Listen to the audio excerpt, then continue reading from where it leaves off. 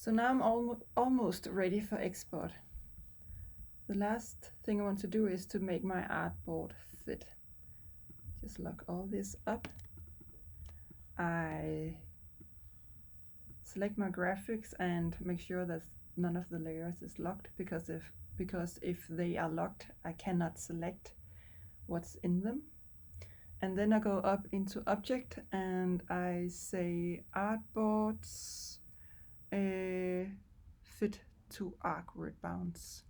Boom. And then I go up in file and say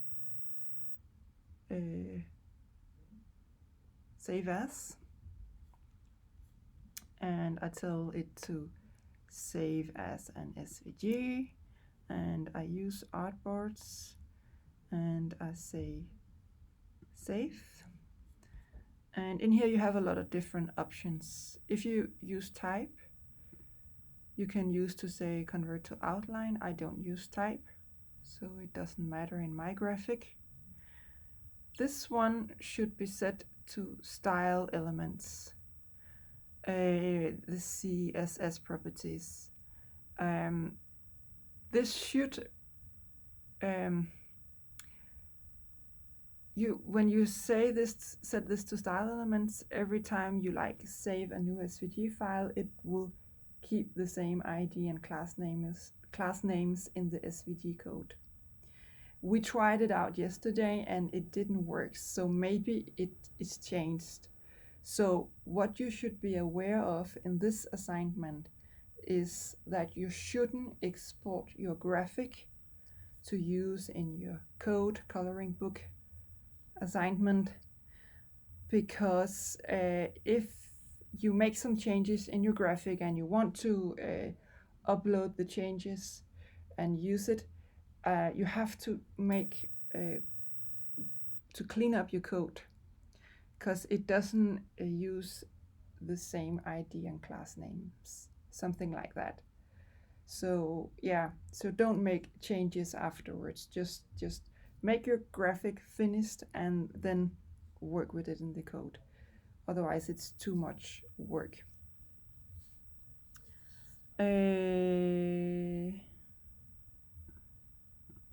More options. I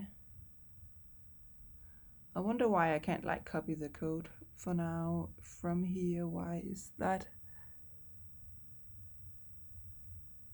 Responsive should be checked as well. We don't have any image in this, so this one doesn't matter up here. But we can say okay. And then I should have my SVG file. Whoops. Just close this one down. And it's here. Looks like that.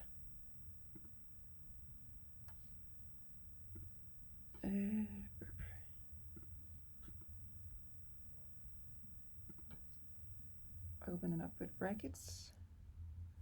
And we can see the code here. And just try this. I don't know if it works, but we have some kind of SVG editor. You don't have to use it, but it looks like this, and I put a link to it on Fronter. And you can paste your SVG code in here and try and load. Oh, it looks good. And you can actually clean it up a little bit more, like remove empty elements and so on. This is how you can optimize it, conservative or extreme. You can see, yeah, this is pretty extreme. All the colors changed. Conservative is pretty okay, and you can see when I click the conservative, it removes empty elements and remove unnecessary groups, and that's kind of nice. And then yeah, when you're satisfied, you can play around with this one as well and see what happens to your graphic if you're still satisfied. It should clean up your SVG code, and then you can download the SVG and use it. Yeah, so that was how you make your graphics for this assignment and export it so you can use it in your code.